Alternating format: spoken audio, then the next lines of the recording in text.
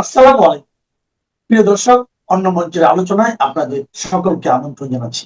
গত বেশ কিছুদিন ধরে গ্যাসের অভাবে ঠিকমতো জ্বলছে না চুলা, বন্ধ হয়ে যাচ্ছে কলকারখানা। গ্যাসের অভাবে বিদ্যুৎ সংকট বাড়ছে। ঢাকা শহরের অভিজাত এলাকাগুলোতে বিদ্যুৎ থাকলেও প্রত্যন্ত অঞ্চলে চলছে বিদ্যুতের আসা যাওয়ার খেলা।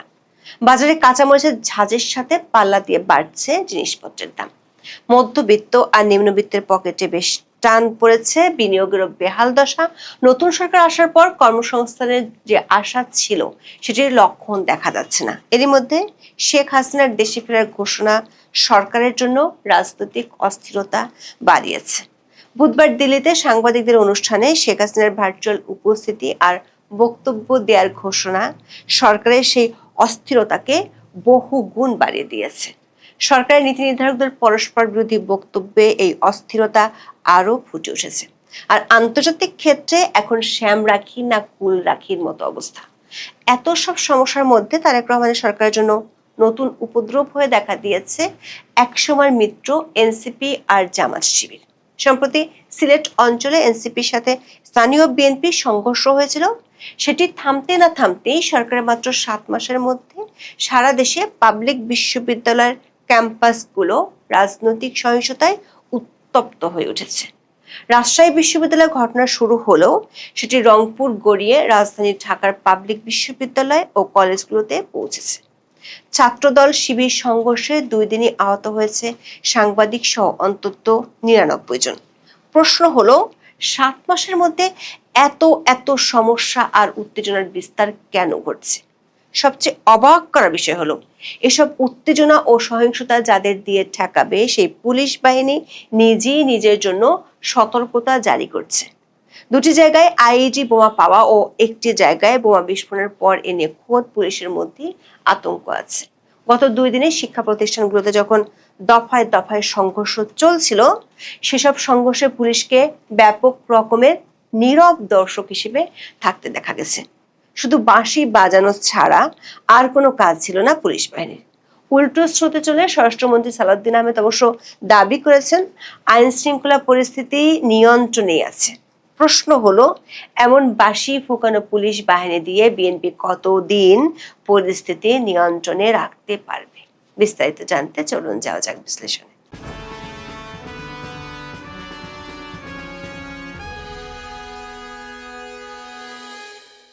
গত 2 সপ্তাহের বেশি সময় ধরে বাংলাদেশের সংবাদ মাধ্যমগুলোর খবরের নিয়মিত একটি ইস্যু হয়ে দাঁড়িয়েছে গ্যাস সংকট, যেটি যতই দিন যাচ্ছে ততই তীব্র হচ্ছে। গত 21শে জুলাই এলএনজি টার্মিনাল আগুনে ক্ষতিগ্রস্ত হওয়ায় গ্যাস সরবরাহে মারাত্মক বিঘ্ন ঘটছে। দৈনিক যুগান্তরের খবরে বলা হয়েছে, এতে শিল্প উৎপাদন তলানিতে গিয়ে ঢাকা ছাড়াও সারা দেশে ভয়াবহ লোডশেডিং সহ অর্থনীতিতে নানামুখী বিরূপ প্রভাব পড়ছে। কবে টার্মিনালটি সচল হবে তা নিয়ে যখন উদ্বেগ উৎকণ্ঠা, তখন এই গ্যাস সংকট আরো ঘনীভূত হওয়ার শঙ্কা দেখা দিয়েছে। কারণ 10 থেকে 15ই আগস্ট 2টি এলএনজি বাহী কার্গো সরবরাহে সংশ্লিষ্ট কোম্পানি রাজি না হওয়ায় এই সংকট সামনে এসেছে। ইতিমধ্যে এ ব্যাপারে টেন্ডারও আহ্বান করা হয়েছিল। টেন্ডারে কোনো কোম্পানি এলএনজি বাহী কার্গো সরবরাহে রাজি হয়নি। ফলে গ্যাস নিয়ে চলমান সংকট আরো তীব্র হওয়ার পরিস্থিতি তৈরি হয়েছে। এই সময়ের মধ্যে ক্ষতিগ্রস্ত টার্মিনালটি আংশিক চালু করা সম্ভব হলেও এলএনজি বাহী কার্গোর অভাবে গ্যাস সরবরাহ বাধাগ্রস্ত হবে মারাত্মকভাবে। সূত্র বলছে, টার্মিনালটি বন্ধ হওয়ার পর এলএনজি আমদানি সূচিতে বিপর্যয় ঘটে, যার কারণে বন্ধ টার্মিনাল চালু না হওয়া পর্যন্ত কোনো সরবরাহকারী এলএনজি দিতে চাচ্ছে না। বণিক বার্তার খবরে বলা হয়েছে, গ্যাস সংকট কাটাতে তাৎক্ষণিক সমাধান নেই সরকারের হাতে। অবশ্য প্রধানমন্ত্রী তারেক রহমানের তথ্য উপদেষ্টা দাবি করেছেন ধাপে ধাপে গ্যাস সংকট কাটবে, তবে সেই ধাপগুলো পার হতে কতটা সময় লাগবে সেটি তিনি উল্লেখ করেননি।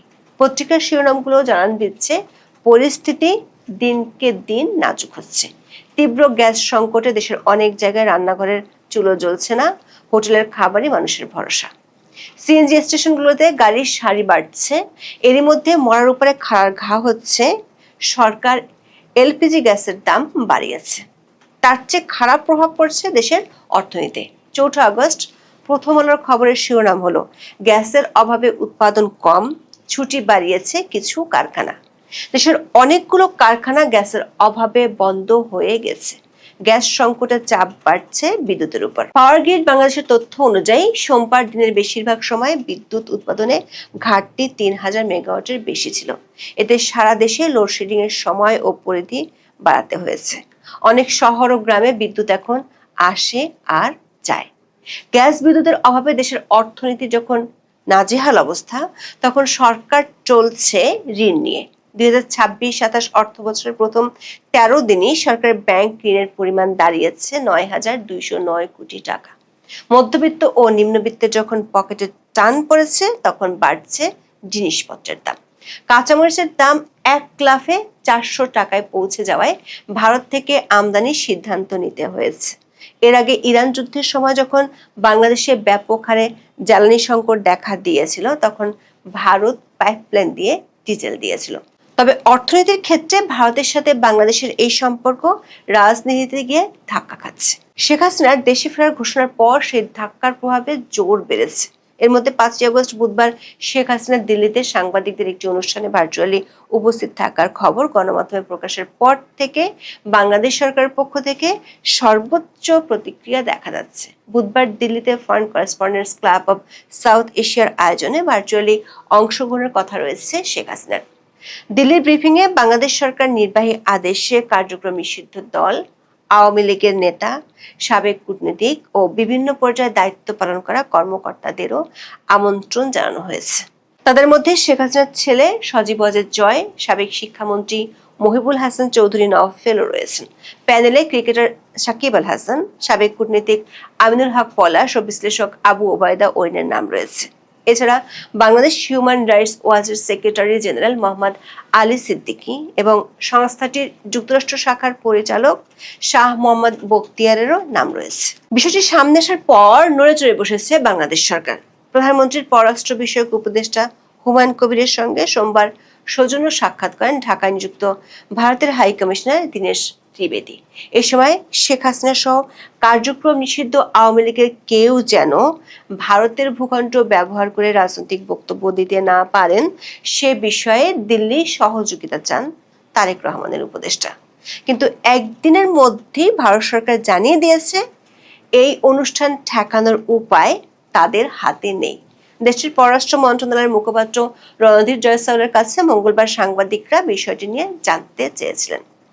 রণধীর জয়সওয়াল বলেছেন, অনুষ্ঠানটি একটি বেসরকারি গণমাধ্যম প্রতিষ্ঠান আয়োজন করেছে। এতে ভারত সরকারের কোনো সম্পৃক্ততা নেই। তবে ওই ফোরামে যে কোনো মতামত প্রকাশ করা হতে পারে, ভারত সরকার তার কোনোটি সমর্থন করে না। ভারতের পররাষ্ট্রমন্ত্রীর জবাব থেকে একটি বিষয় পরিষ্কার, সাংবাদিকদের অনুষ্ঠানের মতো পাবলিক ফোরামে ভার্চুয়ালি উপস্থিত হয়ে শেখ হাসিনার বক্তব্য দেওয়া ঠেকাতে কূটনৈতিক দিক থেকে বাংলাদেশ সরকার যে চেষ্টা করেছিল, সেটাতে ভারত সরকারের সায় নেই। এই জবাবের আগেই অবশ্য বাংলাদেশ সরকারের শীর্ষ মহলে শেখ হাসিনার বক্তব্য ঠেকানোর পদক্ষেপের ক্ষেত্রে পরস্পর বিরোধী বক্তব্য পাওয়া গেছে। মঙ্গলবার সচিবালয় তথ্য মন্ত্রণালয়ের নিয়মিত ব্রিফিংয়ে তারেক রহমানের তথ্য উপদেষ্টা জাহিদুর রহমান শেখ হাসিনার বক্তব্য বাংলাদেশি মিডিয়াতে প্রচারের ব্যাপারে সতর্ক করে দিয়ে আইনগত ব্যবস্থা নেওয়ার কথা বলেছেন। বাংলাদেশের আন্তর্জাতিক অপরাধ ট্রাইব্যুনালের দেয়া একটি রায়ের কথা স্মরণ করিয়ে দিয়ে উপদেষ্টা জাহিদুর রহমান বলেছেন, তারা এ ব্যাপারে ব্যবস্থা নেবেন। আগেরবার একটা সতর্কতা দিয়েছিলেন, আবার স্মরণ করে দিচ্ছেন যেন কেউ না করে। অবশ্য অন্তর্বর্তী সরকার আমলে 2024 সালের 8 ডিসেম্বর যুক্তরাজ্য আওয়ামী লীগের এক সমাবেশে অনলাইনে যুক্ত হয়ে বক্তব্য রেখেছিলেন শেখ হাসিনা। তখন অন্তর্বর্তী সরকার ও আদালতের ওই নিষেধাজ্ঞার কথা বলে বাংলাদেশের গণমাধ্যমগুলোকে হুঁশিয়ার করেছিল। 9 ডিসেম্বর জার্মান ভিত্তিক সংবাদ মাধ্যম ডয়েচে ওয়েলে বাংলা জাহিদুর রহমানের অডিও সাক্ষাৎকার প্রকাশ করেছিল। সেই সাক্ষাৎকারে জাহিদুর রহমান বলেছিলেন, তারেক রহমানের মতো শেখ হাসিনার বক্তব্য প্রচারের নিষেধাজ্ঞাও উদ্ভট ও হাস্যকর।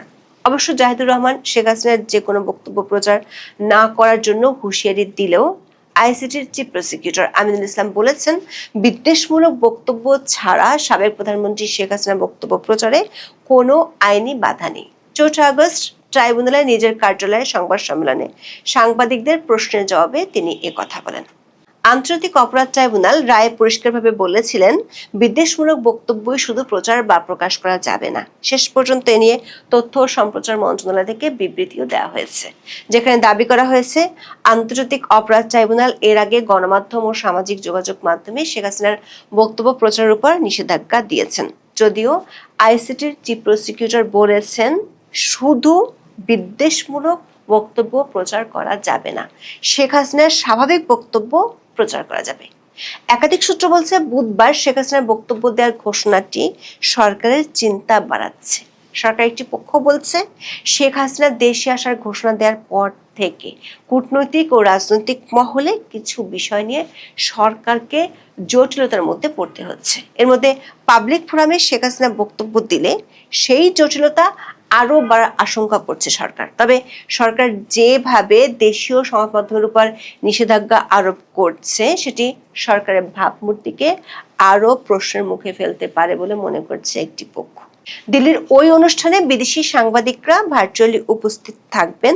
এখনো পর্যন্ত শেখ হাসিনার কোনো সাক্ষাৎকার বাংলাদেশের কোনো সংবাদ মাধ্যমে প্রকাশিত হয়নি। বিদেশি সংবাদ মাধ্যমগুলো যথেষ্ট গুরুত্ব দিয়ে তার সাক্ষাৎকার প্রকাশ করছে। আবার সামাজিক মাধ্যমের এই যুগে শেখ হাসিনার বক্তব্য ঠেকানো এক প্রকার অসম্ভব। এমন পরিস্থিতিতে বাংলাদেশ সরকার একমাত্র সম্ভাবনা ছিল ভারত সরকারের সাথে কূটনৈতিক বোঝাপড়ার মাধ্যমে বিষয়টি শুরু করা। ভারতীয় পররাষ্ট্র মন্ত্রণালয়ের জবাবের পর সেটিও যে হচ্ছে না তা পরিষ্কার হয়ে গেছে।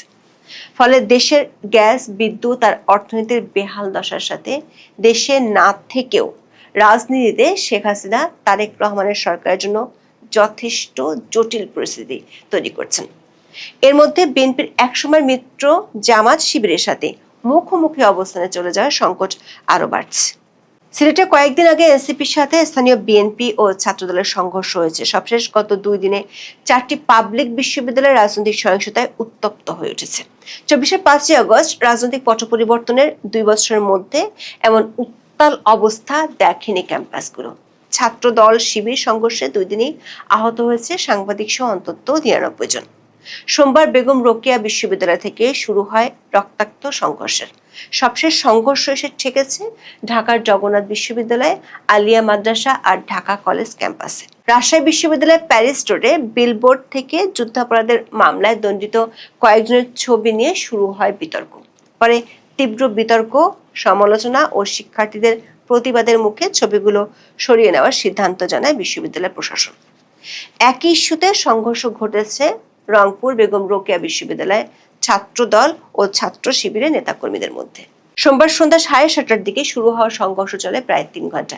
এতে উত্তপ্ত হয়ে ওঠে পুরো ক্যাম্পাস। এর রেশ ধরে মঙ্গলবার সকালে জগন্নাথ বিশ্ববিদ্যালয়ে মারামারি হয়েছে।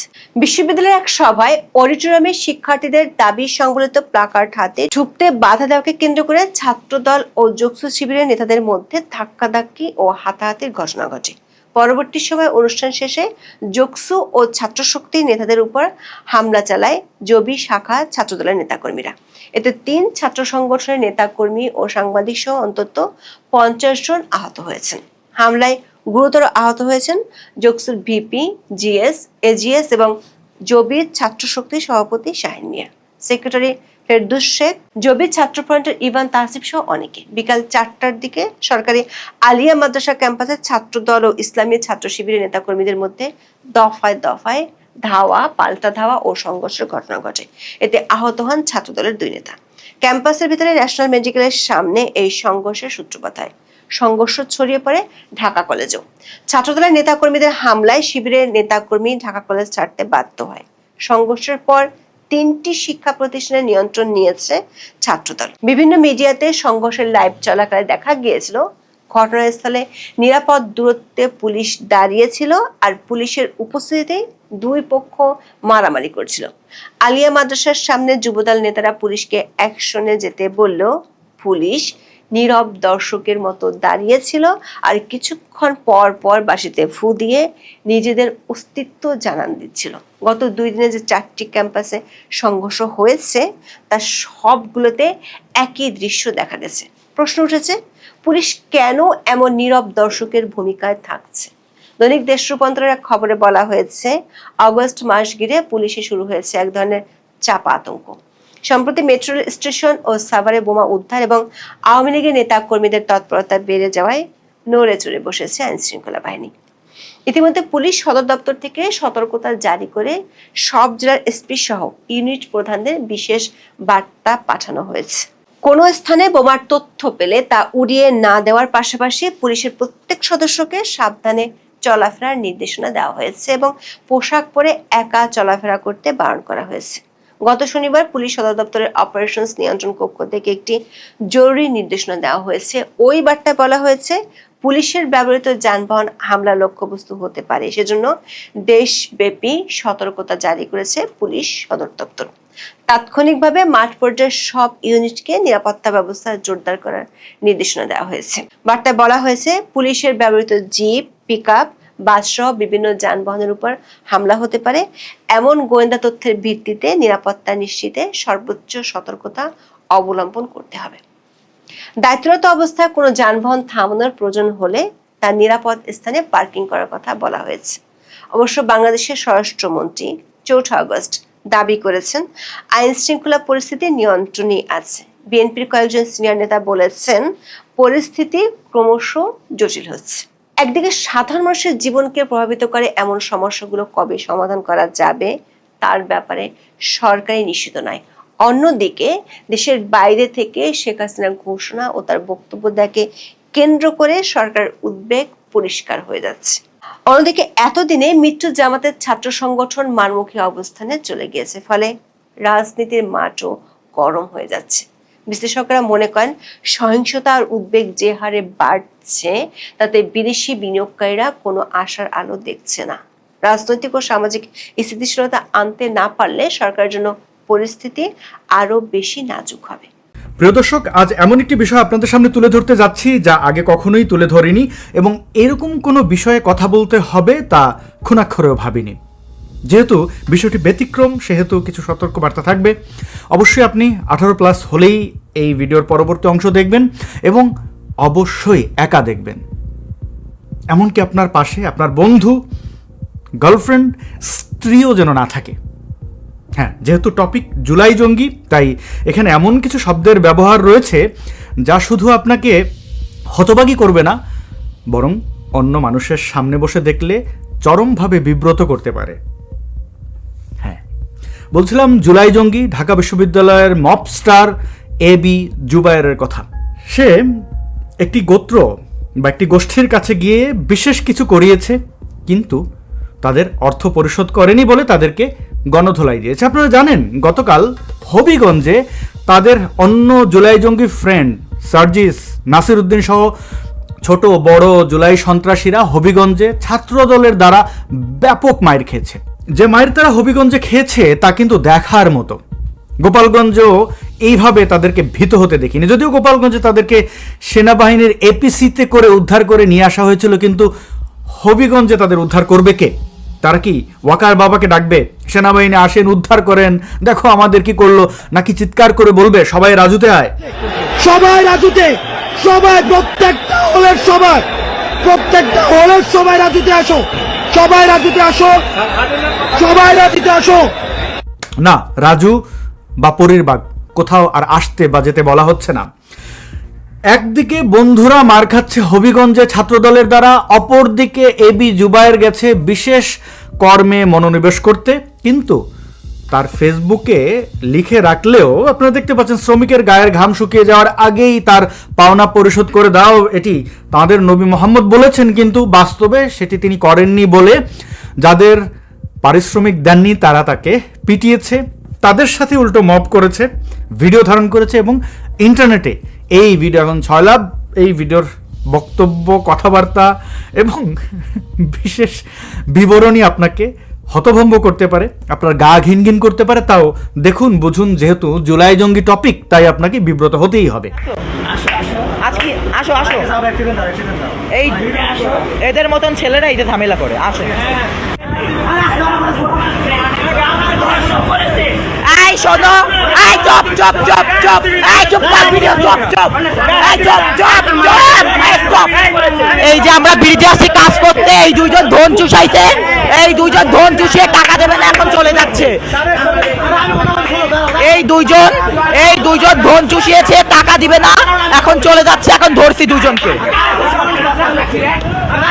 এই শোনো, এই চপ চপ চপ চপ এই চুপ কর ভিডিও চপ চপ এই চপ চপ চপ এই চপ এই যে আমরা ব্রিজে আসছি কাজ করতে, এই দুইজন ধন চুষাইছে, এই দুইজন ধন চুষিয়ে টাকা দেবে না, এখন চলে যাচ্ছে। এই দুইজন ধন চুষিয়েছে, টাকা দিবে না, এখন চলে যাচ্ছে। এখন ধরছি দুজনকে।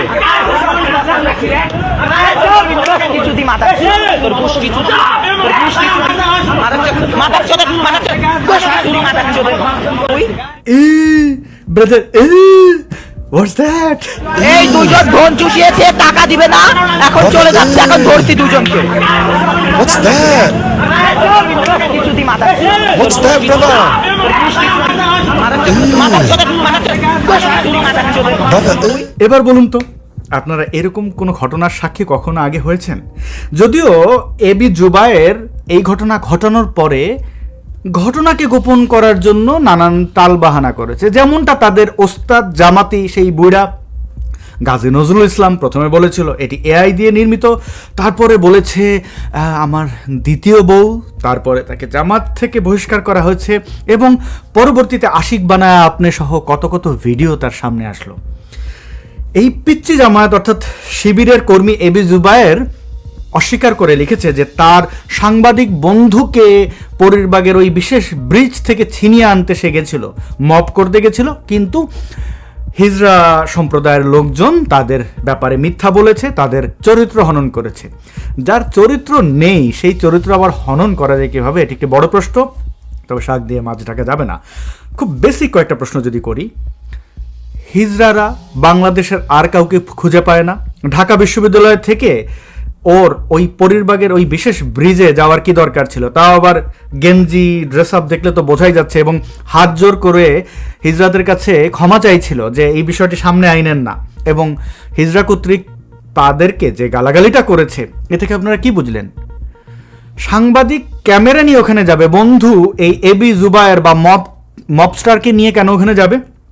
আর যদি তারা গেল তাহলে তাদেরকে এই অভিযোগ কেন করলো? নিশ্চয়ই টাকা দেয়নি ওটা করে। যদিও তাদের ফেসবুক দেখলে আপনাদের বুঝতে অসুবিধা হবে না যে তারা আসলেই ওই চরিত্রের। সমকামিতা কোনো অপরাধ নয়, এটি অত্যন্ত প্রাকৃতিক এবং স্বাভাবিক বিষয়, এটি নির্দিষ্ট ব্যক্তির মনস্তাত্ত্বিক বিষয়। আপনার ভালো লাগবে না, আপনি এড়িয়ে যাবেন, ঘৃণা ছড়াবেন কি কেন? দেখেন তার সো কল্ড ইলেকশন ক্যাম্পেইনে সে লিখেছে, দুই ধরনের ভোটারদের প্রতি আমাকে ভোট না দেওয়ার আহ্বান থাকবে, যারা সমকামিতা বা এলজিবিটি কিউকে সমর্থন করেন, লগবটি কিউ লিখেছে, মানে বোঝেও না এটা কি, যারা হিজাব নিকাব বিদ্বেষী কিংবা নারীর প্রতি স্লাট শেমিং করেন।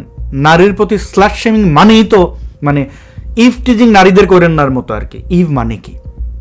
এ মূর্খ অশিক্ষিত জামার শিবির রাজাকারদের বাচ্চা, এরা আবার কি বুঝবে, টার্মের কি বুঝবে? তো সেখানে লিখেছে এর বাইরে সকল ভোটারদের প্রতি আহ্বান থাকবে, আমাকে যোগ্য মনে করেন তাহলে অবশ্যই সমাজসেবা সম্পাদক পদে 14 নম্বর ব্যালটে ভোট দিন। সমাজসেবা সম্পাদক, সমাজসেবা করতে রাতের আধারে ব্রিজে গেছে এবং হিজরারা তার সমাজসেবার নমুনা দেখিয়ে দিয়েছে। এটা আশা করছিলাম রে রাজাকারের বাচ্চা তোর কাছ থেকে। অবশ্য রাজাকারের বাচ্চাদের কাছ থেকে এর চেয়ে জঘন্য কিছুই আমরা পাবো, আশা যাই করি না কেন। দেখুন, বাংলাদেশে রংধনু উঠলেও যার গাত্রদাহ হয় সেই Mohammad Sarwar Hossain so called professor, এবং আরেকটা আছে ওটার নাম কি, ওর পার্টনার, সব কিছুতে সমকামিতা খুঁজে পায়, আসিফ মাহতাব উৎস।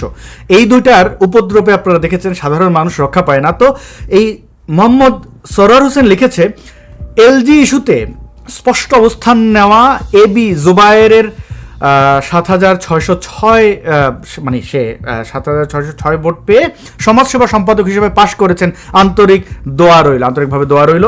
তো সে সমাজসেবা করতে গেছে হিজরাদের কাছে, গিয়ে তার ইমানদণ্ড ওইটা করিয়েছে। আমি এগুলো মুখে নিতে পারছি না, আমি খুব দুঃখিত আমার দর্শকদের কাছে যে এমন বিষয় উপস্থাপন এখানে বা উত্থাপন করতে হচ্ছে যেগুলোর সাথে আমরা আসলে মানে কতজন মানে এই বিষয়ে অবগত আছে আমি জানি না। ঢাকা শহরে আমি খুব বেশি ঘোরাঘুরি করিনি, তবে জীবনে যতবার রাস্তাঘাটে হিজড়াদের সাথে দেখা হয়েছে, আমার সাথে কোনোদিন তারা খারাপ ব্যবহার করেননি, আক্রমণাত্মক হননি। কুকুরও আমাকে কখনো তারা করেন, আমি জানি না এটা কেন। তবে এদেরকে হিজড়া গিয়ে ধরে কেন একটু খেয়াল করেন। তার কাজ কি ওখানে? এটা কি ঢাকা বিশ্ববিদ্যালয় ক্যাম্পাসের মধ্যে? যদি হিজড়ারা সেখানে অন্যায় করেও থাকেন, ওরা কে দায়িত্ব দিচ্ছে যে এটা ঠিক করার জন্য? পুলিশ নাই? যদিও তার পোস্টে লিখেছে পুলিশ নিয়ে তারা গেছিল, তো পুলিশ করেছেটা কি? তোমরা হবিগঞ্জে মাইর খাওয়া, পুলিশ তোমাদের বাঁচায় না। তোমরা পরিরবাগে বিশেষ ব্রিজে গিয়ে এটা করা ওইটা করো, তারপরে টাকা দাও না, তারপরে তোমাদের ধোলাই দেয় ধরা, মা বাবা তুলে গালাগালি করে, তারপরে কোনো রকম প্রাণ ভিক্ষা পেয়ে এসে বড় বড় কথা বলো। মানে রাজাকারের বাচ্চা হয়েছে, এই জন্য কি একদম কোনো লজ্জাশরম থাকবে না? 24-এ যখন আপনারা আন্দোলন করছিলেন এভাবে পুলিশি আসলে বাধা দেওয়া হচ্ছিল, এটা কি পুনরাবৃত্তি হচ্ছে কিনা? অবশ্যই। এই কে এসেছে, কে এসেছে, কি করছে, কি করছে, এসেছে। এই মব সন্ত্রাসীরা তাদের ক্ষমতা এখন যেহেতু বিএনপি জামাত মিলেমিশে আছে এক প্রকার, তো তাদের ক্ষমতা থাকাকালীন সময় এই অবস্থা, যেই জুজুর ভয় আমাদের দেখাও, আওয়ামী লীগ ফিরলে এই হবে সেই হবে। আসলে আওয়ামী লীগ ফিরলে কি হবে? এই প্রশ্নটি রেখে ভিডিওটি এখানে শেষ করছি। আপনারা জামায়াতের সহিত, মানে ওরা জামায়াতে ইসলাম, তো জামায়াতের সহিত ওদের প্রাপ্য ওদের যেভাবে বুঝিয়ে দিচ্ছেন, এতে আমাদের খুবই কষ্ট হচ্ছে।